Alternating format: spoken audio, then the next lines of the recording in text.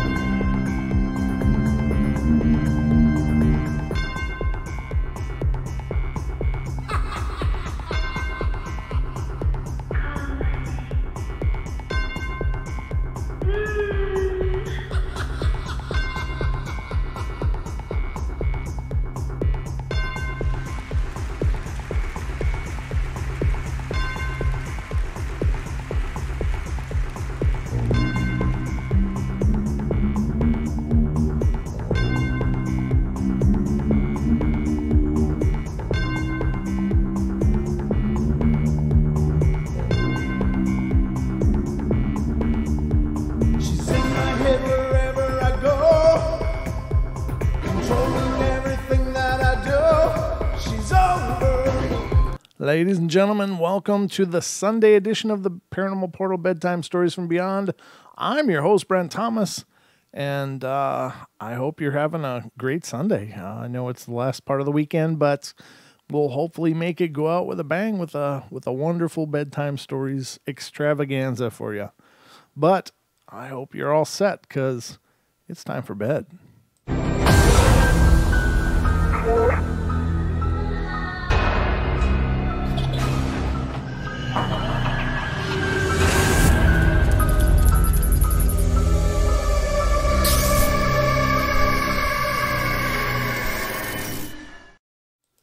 All right, ladies and gentlemen, Sunday night is upon us, and it's time to get into our Bedtime Stories from Beyond. Just a low-key, relaxed kind of version of the Paranormal Portal. No pressure, just some quality family time with the Paranormal Portal family, and that's, if you're listening to this, that means you. I don't know if you wanted to be a part of the family or not, but you've been adopted. Make sure to like and subscribe like the video. Subscribe to the channel. That'd be cool. It certainly helps, and it's been really exciting, really fun to watch this grow, and seeing all the new faces showing up. I see a new one tonight, Zero Mind. I don't recall meeting you before. If I did, I'm sorry, but it takes me a long time to remember a name. It's kind of my personal dyslexia, but great to see you in here, and thanks so much for being here. And, of course, to all of our, yeah, that's right, D, all of our regulars, wonderful to see you guys as well.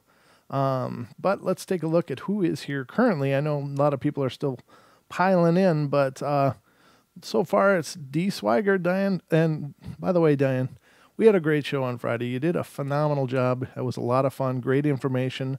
I know people were really excited about it, and I was really excited about it. You did fantastic. If you didn't catch that episode, ladies and gentlemen, check it out on our archives here on YouTube for Friday night with Diane Swiger. That would be cool. And Danny is in here. Hey, Danny. And Deb Varner is in here. And Deb, great show last night. So it was like a psychic back-to-back here in the portal with Diane on Friday and Deb on Saturday. So great readings last night. I've never seen the phone queue so packed. It was just wall-to-wall calls. And the queue was always jam-packed full.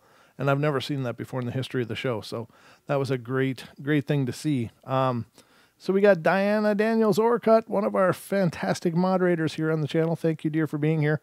Thank you for all you do. Gentry's in here. Thanks for calling in last night, Gentry.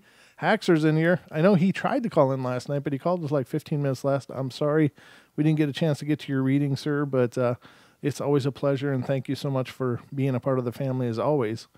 Taz is in here. Great to see you, Taz. Of course, Taz is one of our longtime friends of the portal, and it's great to see her here. And she's always a part of the family. So, and I already did say zero mine, so I don't know if anyone else has wandered in. I don't think this thing refreshes by itself, so let me just see if it got any longer. Nope, that's still what it's saying. But again, it's YouTube, so anything's possible. So if I didn't say your name, I do apologize, but that's the names that I'm seeing on my list, and that's just active chatters. So let's get into some of this spiritual mayhem here on the portal. And I didn't even pull open anything yet, did I? Wow. I got sidetracked. Okay, so here's here's the thing. If you haven't already, please make sure to check out our Facebook at facebook.com/Paranormal Portal Radio. You'll always get notifications there about what's coming up for shows, and when if we're ever not live when we're supposed to be, I will announce there or have it announced there that what's going on. But it doesn't usually happen, but if it happens, that's a great place to check. Today, I saw a video that absolutely, I check out thousands of paranormal videos all the time. I mean, it's just one of the things that I do as I'm researching this stuff is check out what people are claiming as evidence. And high 90s% of the time, it's all a bunch of bunk. I mean, it may be legitimate, but it's so indecipherable and so poorly done that you can't tell. And unfortunately, when you're looking at these things on YouTube and other video sites as well, you can't look at the equipment. You can't talk to the person that's claiming the activity. You can't examine the surroundings and look for any plausible real life kind of causes that could be making it appear like something paranormal is happening. But every once in a great while, I'll just get floored by something. And it doesn't happen often. But when it does happen, I don't know if that's an intuitive response or what. But I'm telling you, I saw a video today that made me feel sick to my stomach. And I did post it on the Paranormal Portal Radio Facebook page if you want to see it. But it's never was claimed in the video what was depicted on the screen. But in my opinion, it looks like a rake. It seems to match the description of a rake as I understand it. Whatever the hell this guy captured, to me, it really hit me on a real deep, primal level. Like, I don't know. And I don't know if it's a genetic memory or something of things we had to deal with when we were crawling up the food chain or what. But whatever that thing was that was out in that guy's yard, and there is a screen on the front of the camera, so it's a bit obscured, but whatever's in that yard, it just hit me like, no.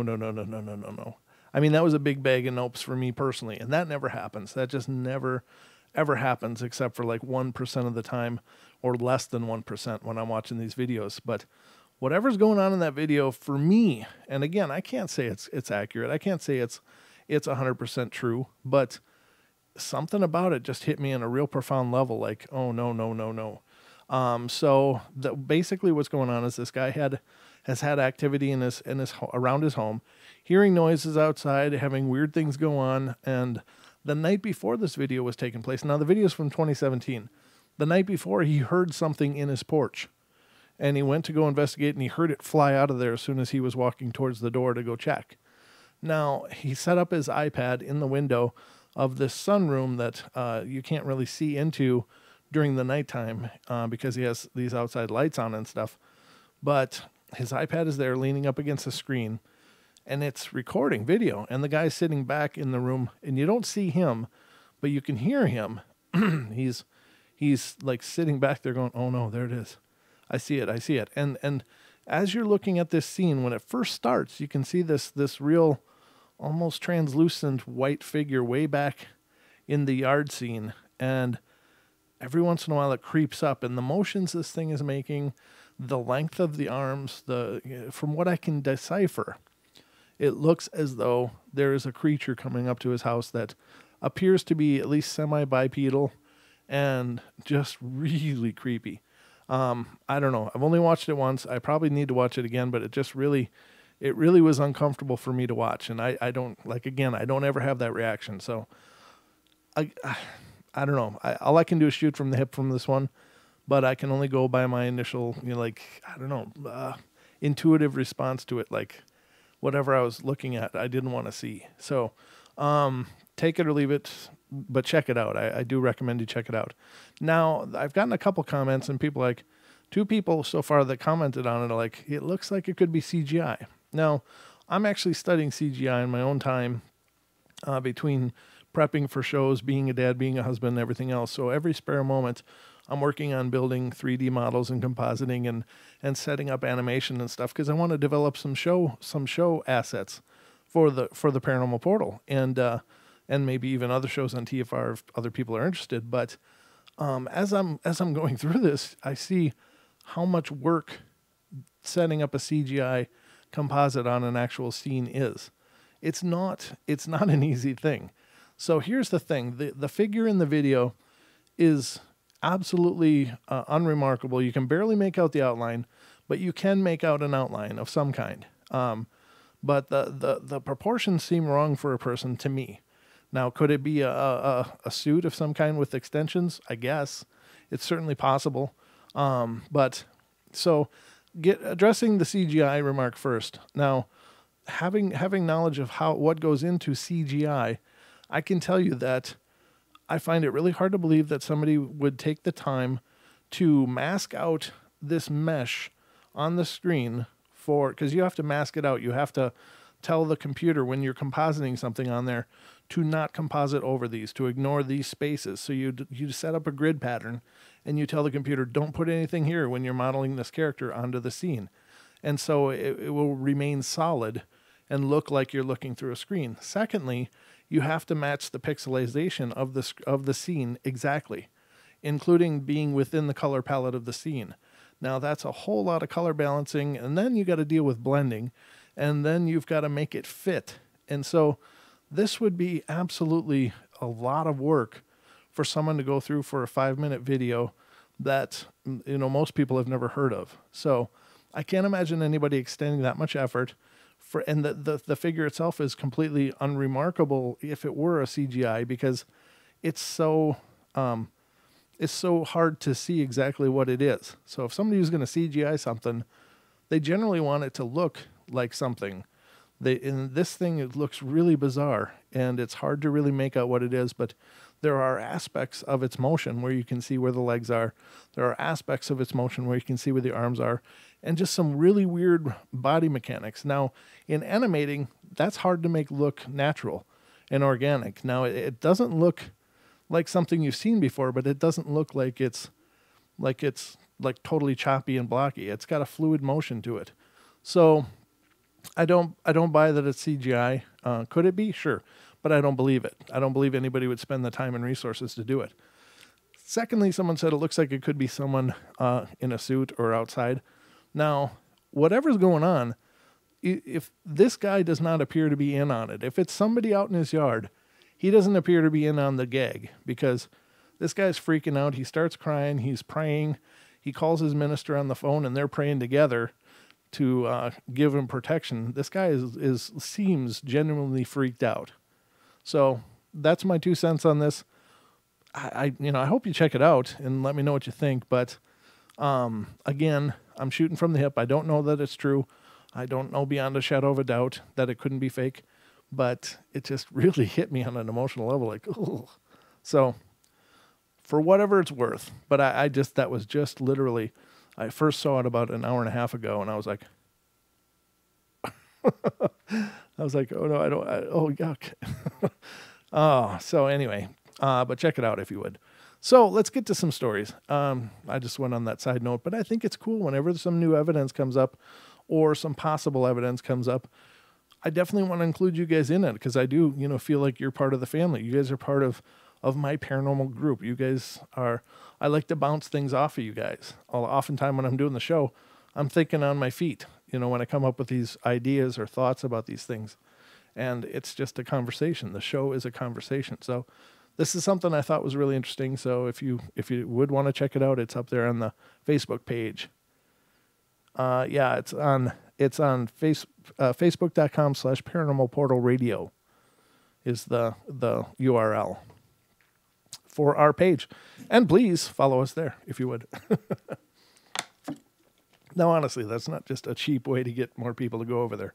I mean, I love our Facebook page and community, but I'm not one of those people that needs a huge padded list of thousands of names. If you choose to go over there, cool. It's a good way to keep up with what's going on in the show, but if you choose not to, that's fine too. Okay. The first one's coming out of California, and the person says, so this event happened in, I don't know, late 1996 to early 2001 in Roseville, California, on 5th Street. When my twin brother and I were 3, almost 4, our family moved into a white house with brown shingles on it.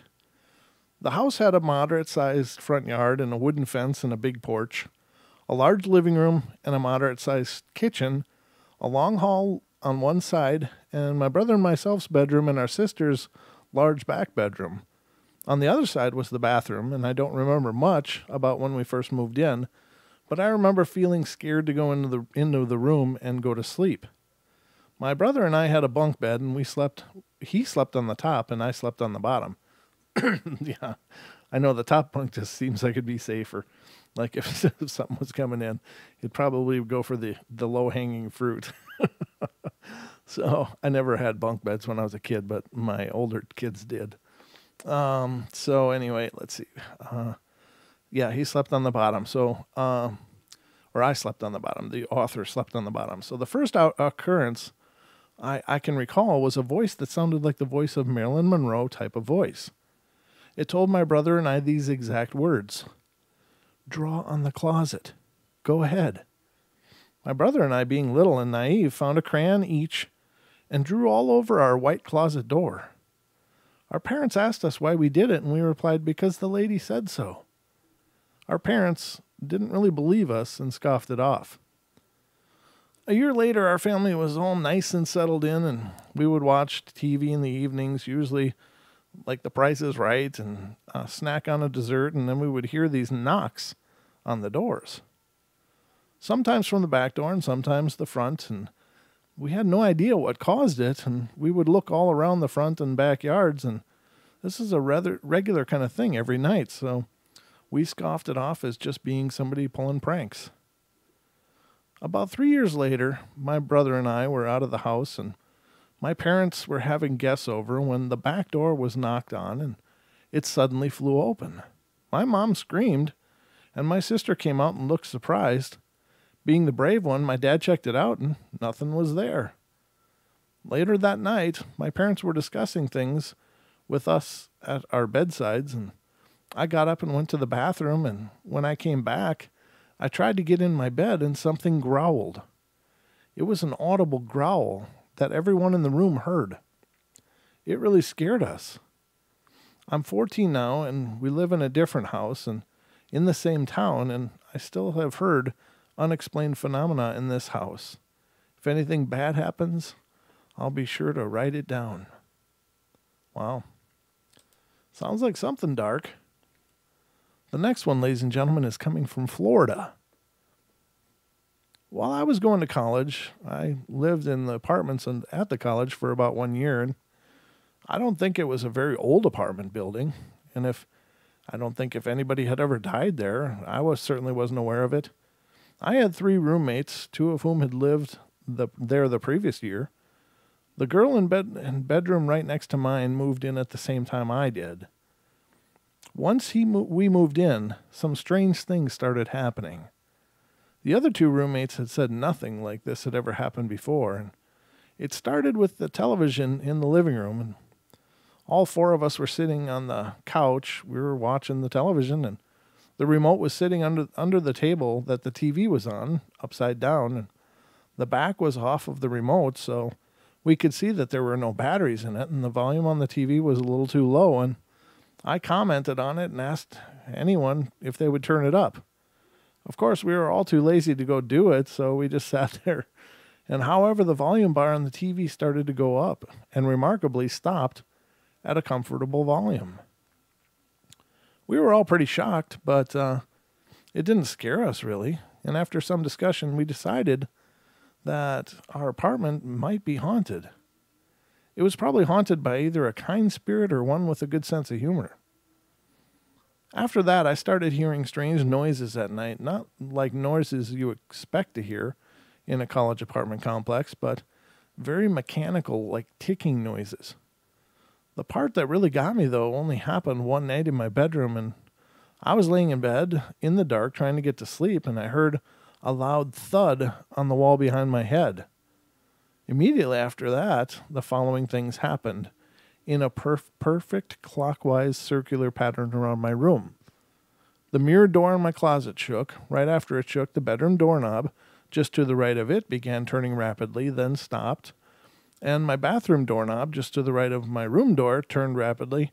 And after that, my VCR, which was right next to the bathroom, turned on and then off by itself. And the window to the right of my VCR began to shake, and then the thud behind me once more. This circle went around 3 times and then stopped. What is they call that Widdershins in Wicca? Don't they call that Widdershins? So I had no idea what was going on, and I had absolutely no explanation as to what was making those noises. Nobody else had any experiences in their rooms, and I didn't have any more after that, but the TV in the living room was still affected. I've long moved out since that time, but I still think it was an interesting story. Also, I was interested in theories on who or what was in our apartment. Hard to say. Need you a psychic up in there is what I'm thinking. Just call the portal. We'll get you straightened out. Okay, and the next one is coming out of New York. New York City. Remember those old salsa commercials? This one's made in New York. New York City. Get a rope. Oh, that was Pace Picante sauce, I think. Good times. Anyway, this one's pretty short. It says, a few years ago, my friend was sleeping over, and my mom took us and our brothers to Friendly's. Not sure what Friendly's is, but it must be popular in New York, to get ice cream cones. And on the way home, we were pulling into our driveway, and when we saw a dark shadow jump my fence and run from the house. We went to find it, but it was nowhere to be seen. Another time, I was with that same friend, and we were making a movie, and it was dark night, and we were filming in my parents' bedroom, and it was a movie about a robbery, and we filmed most of it. But when it was time to go to sleep, we locked all the doors in the room and went onto the bed that we made for the movie, and with all the lights turned off, we began to get really scared. And suddenly, we saw a shadow run across the room and out of the window. We both recall it wearing a yellow raincoat. That same friend was sleeping over another time, and we had just settled into our bed, and that was in the room straight across from my front door, and we had a door open a little bit when everyone else in my house was asleep except us. I looked at my front door and saw the shadow slipping in through the window to get inside my house. Shaken with fear, I pulled the covers over my head, and when I looked back at the door a few minutes later, he was gone. Yeah, it looks like you might need to sage up in there a little bit and work with some salt and, I don't know, holy water or something. Start to seal those thresholds. All right, the next one is coming out of Iowa. Iowa. This one's a little longer. Me and my sister called this the 1817 place. That was the address, but it was over 150 years old, and I was 12 and Jess was 14, and we were scared of this place. My mom never believed us, but we know she saw things. Here's what happened. We all slept together, even though we all had our own rooms, because it was so frightening to be there. We always heard noises coming from the attic, and that were definitely not raccoons or squirrels. You know what I mean. And you could always feel a presence in the house all the time. My first experience was when I was sleeping in my mom's room, and her bed was on the floor next to the door, which was right next to the stairway. And just as I was falling asleep, I heard a loud clunking on the wooden stairs, just like when I walk down the stairs with my boots now. The second experience was Jessica's, and she was sitting on her bed reading, and all of our beds were on the floor, and there was a chair right next to her, which was empty, but she looked up and she saw a girl in yellow pajamas sitting in her chair.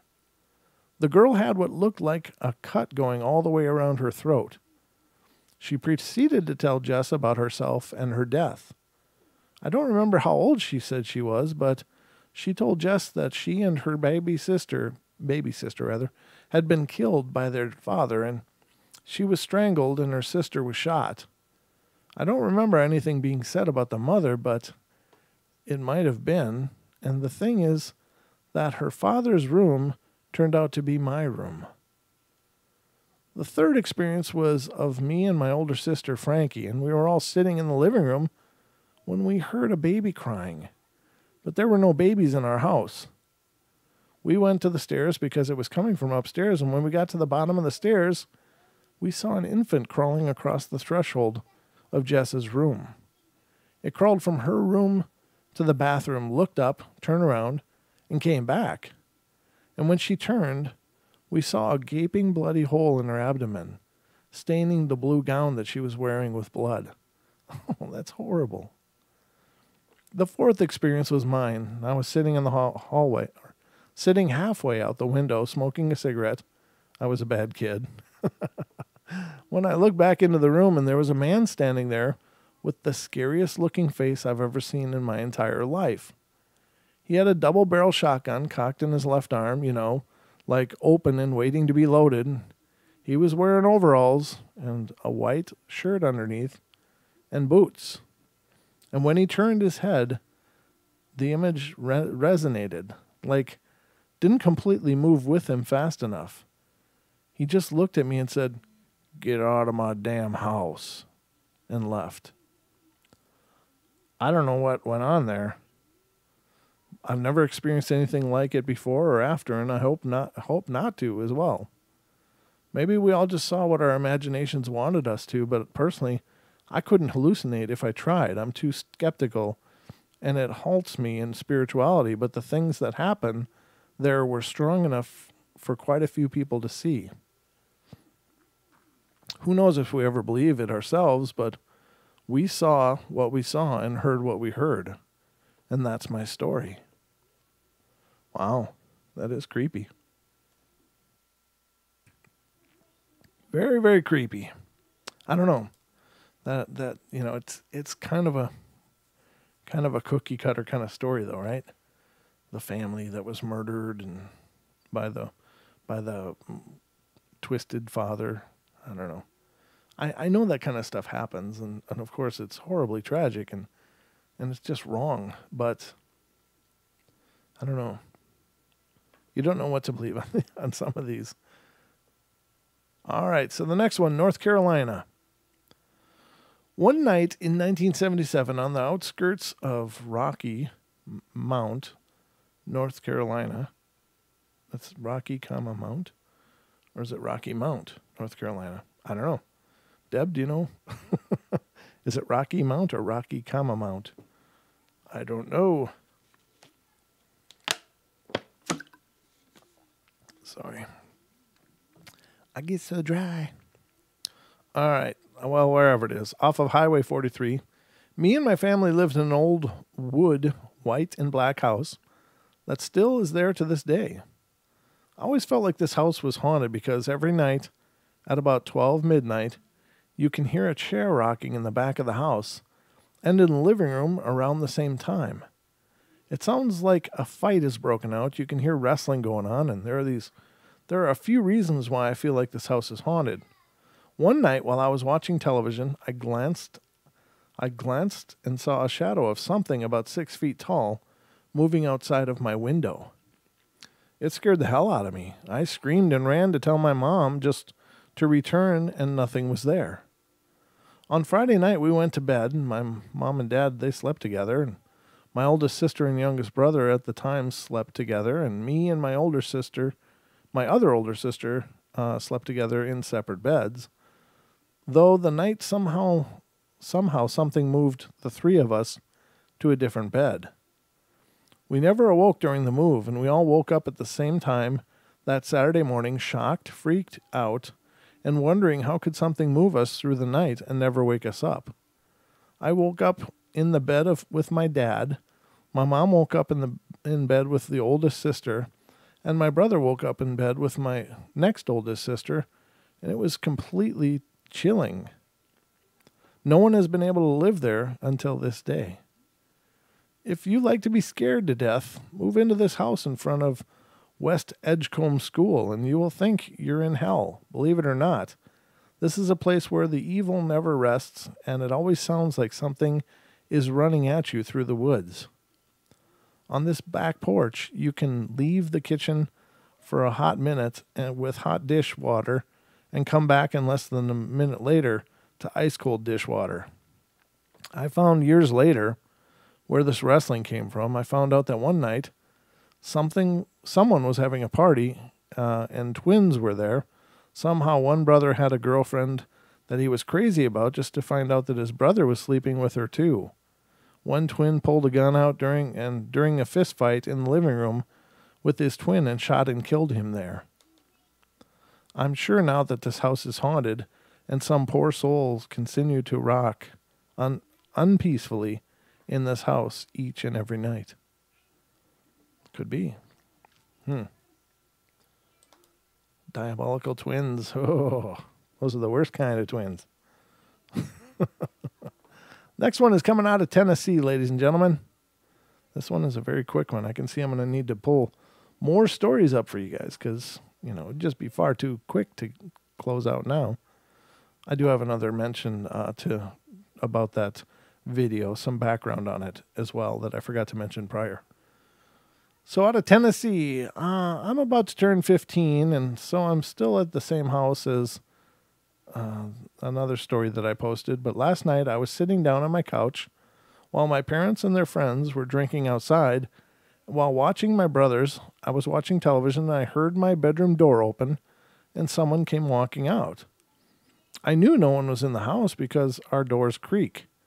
Well, they came down the stairs and into my living room, and I felt the couch cushion bend down. Then right in my ear, someone said, "I'm warning you.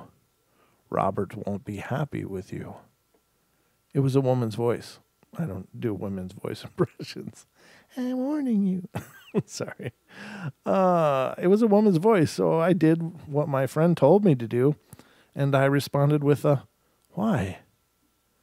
I heard the footsteps run out of the room. I was furious.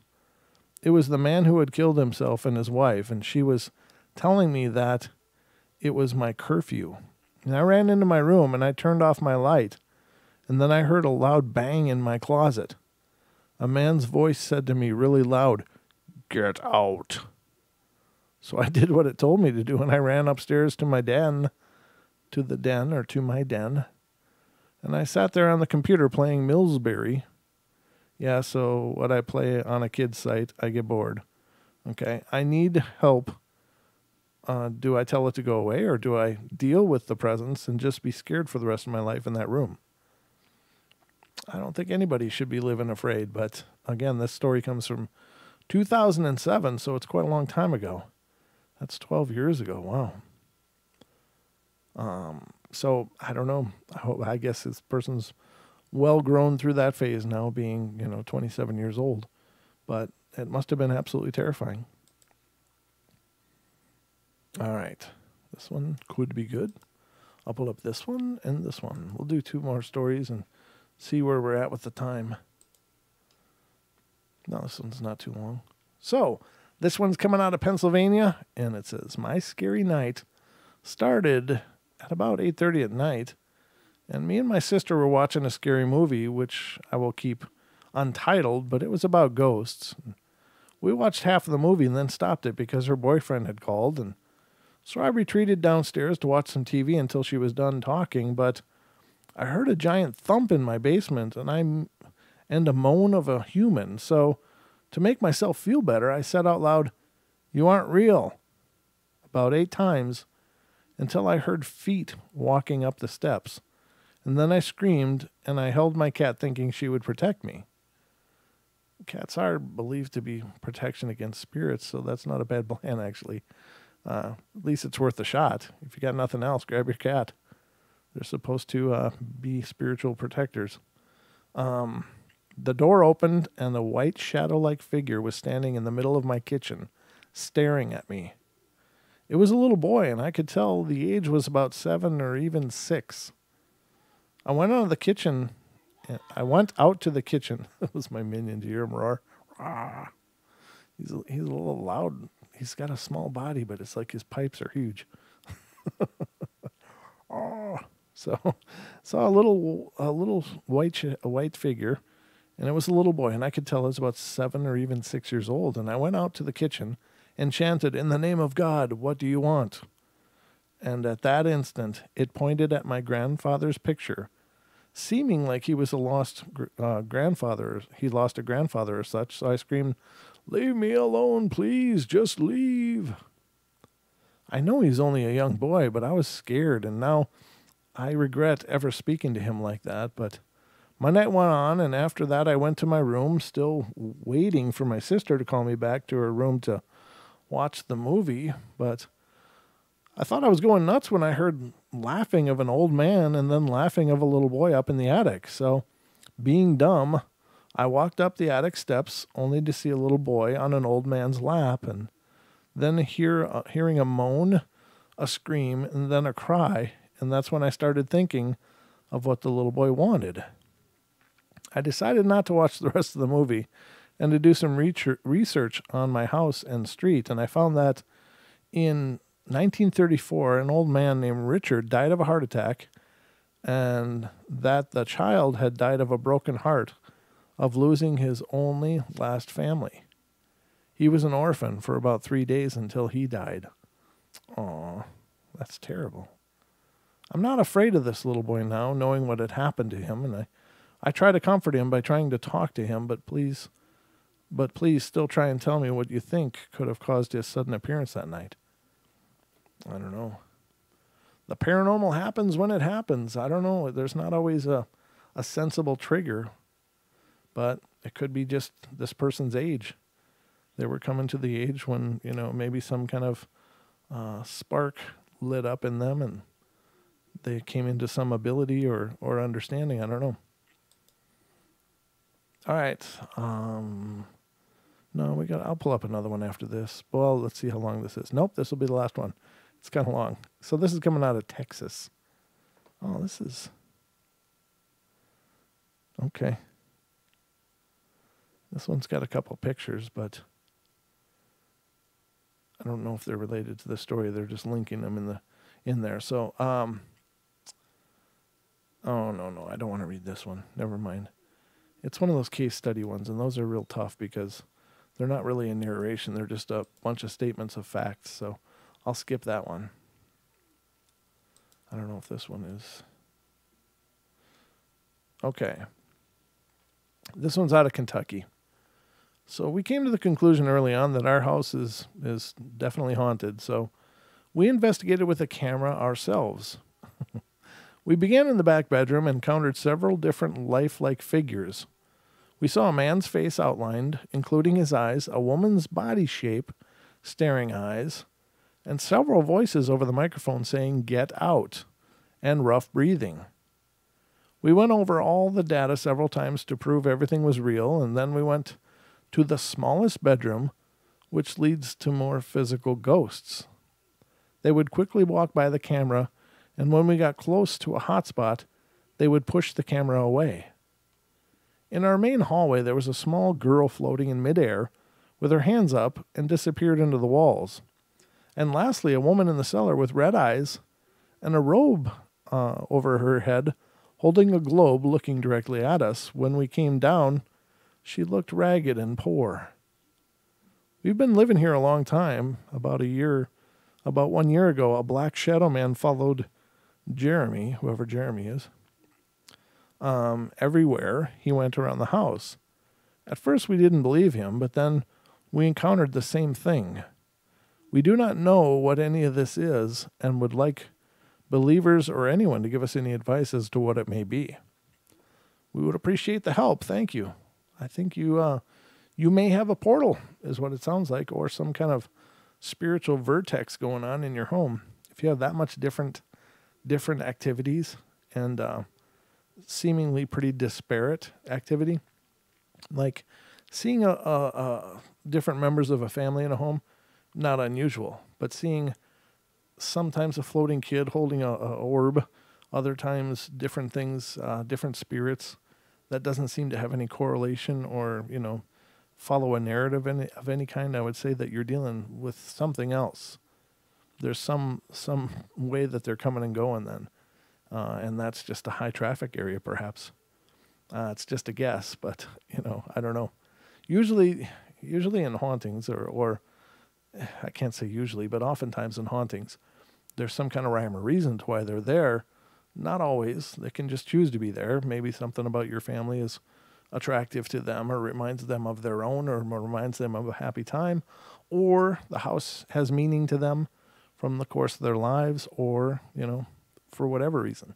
But when you have a lot of disparate activity that doesn't seem to tie into anything and there doesn't seem to be any reason they would be there except that they're there, then perhaps they're coming and going through your house or some location near your house or in your house, and perhaps somebody opened a portal.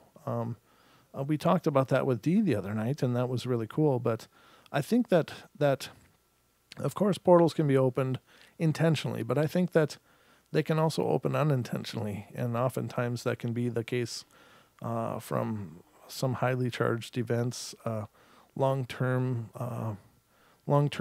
super emotional charged things could create vertexes. Remember, we're energetic beings in our core, and we have abilities naturally. Like Dee was talking about, she just naturally can do these portal things. She can either open them or close them pretty much by right of her birth or her rebirth, as it were.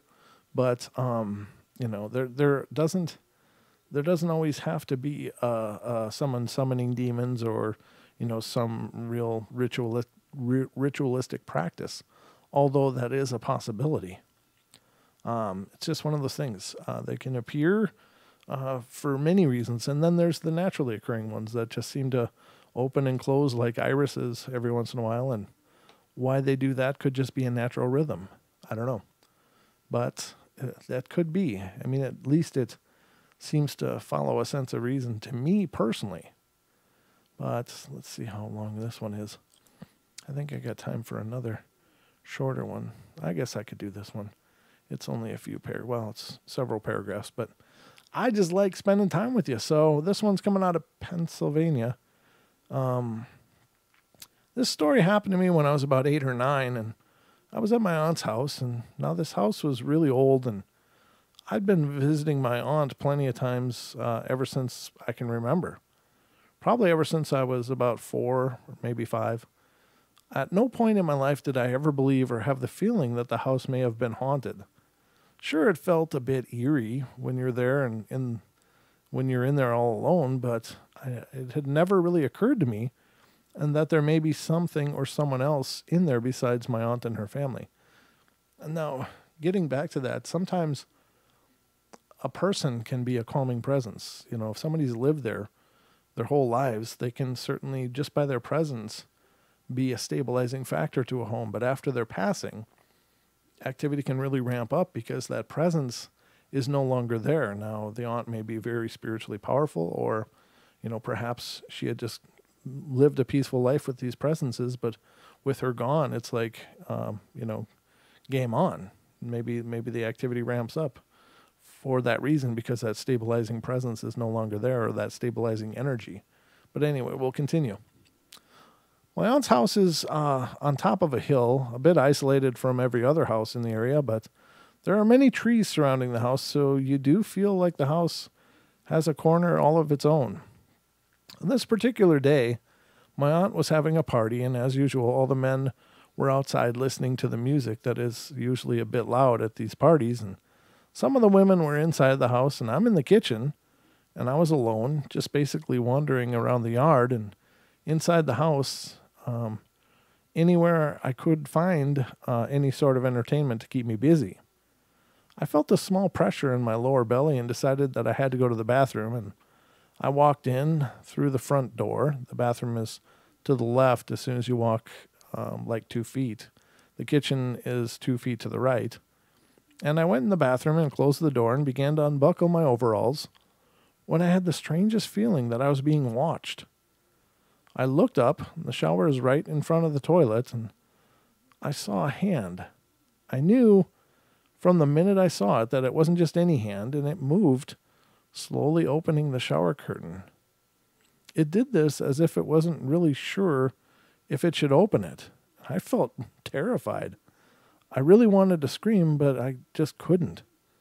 All I did was just stand there, frozen in place, and I literally felt like I was paralyzed and I couldn't move.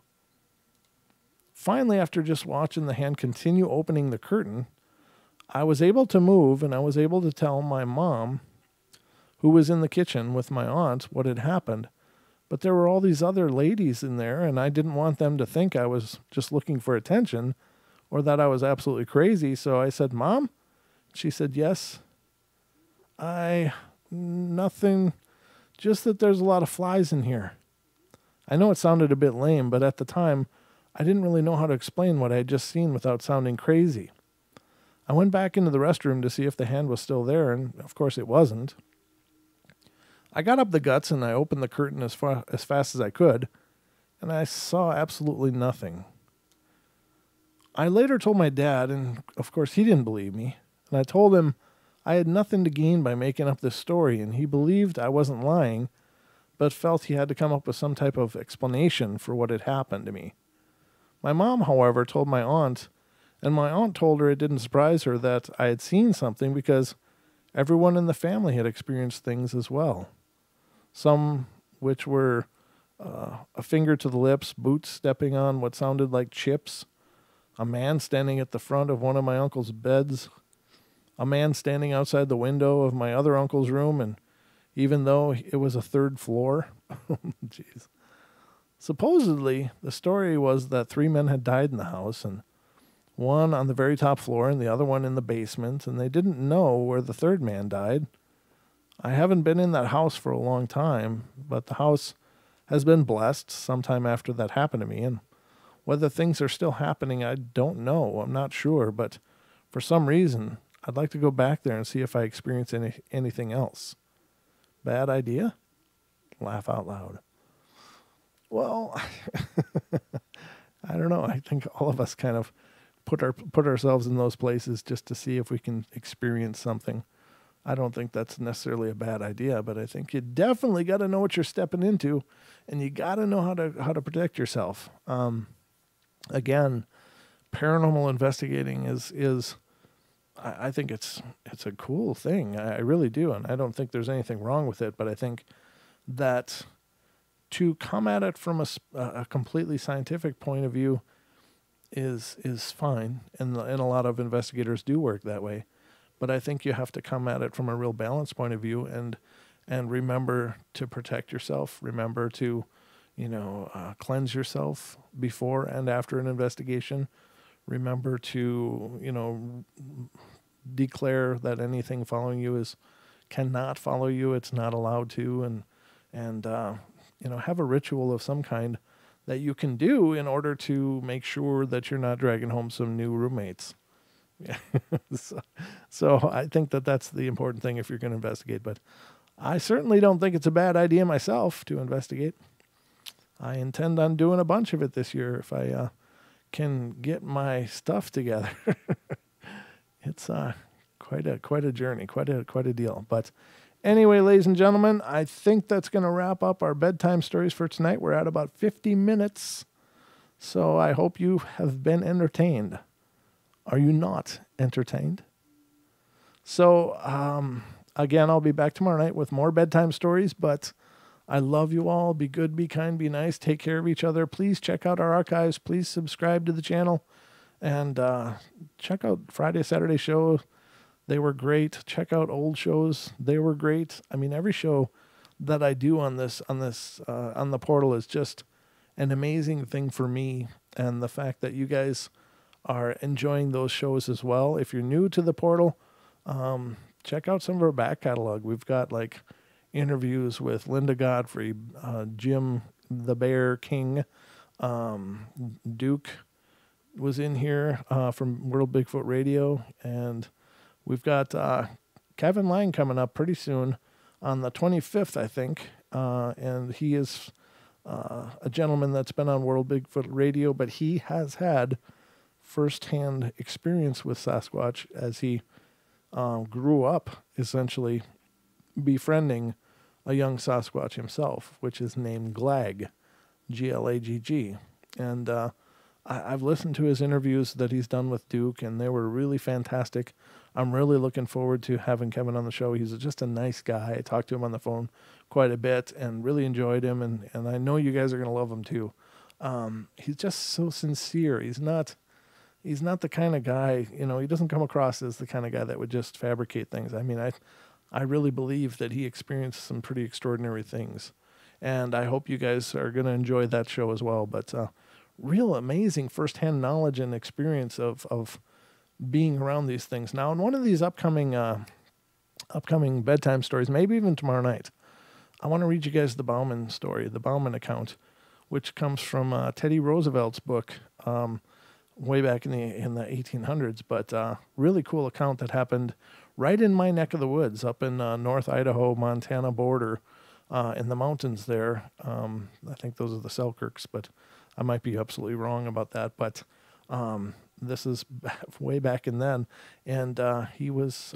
no, wait. I'm thinking of two different stories. I'm thinking of Bauman. Bauman's story was where he was kidnapped. I want to read you guys that one. Yeah, that's the one from Teddy Roosevelt's book. So that may be on tomorrow night's show. It's going to be a kind of a long show, but just a really cool story. And it gives you some historical perspective for this idea of people having firsthand interactions with these beings going way back then. And it was profound enough that Teddy Roosevelt included it in his book. I think I've got that right. Maybe I've got that absolutely wrong. Maybe the Teddy Roosevelt account was of the two trappers that were in my neck of the woods.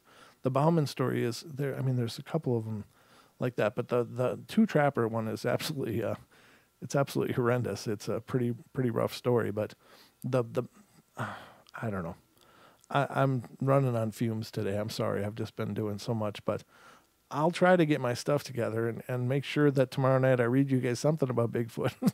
But I'm not sure which account I'm going to read you. There's two of those things out there that are historical and amazing stories, both of them. But that's the plan anyway. So, again, I love you guys. Have a great night. Have a wonderful Monday. I know that sounds like a really crappy thing to say because Mondays usually suck. But just remember, you make every moment your own, no matter where you're at. So, but come back tomorrow night, 7 p.m. Pacific Standard Time, and I'll be here waiting for you to do another Bedtime Stories from Beyond. So take care, guys. Love you all, and I'll see you then. Roll credits.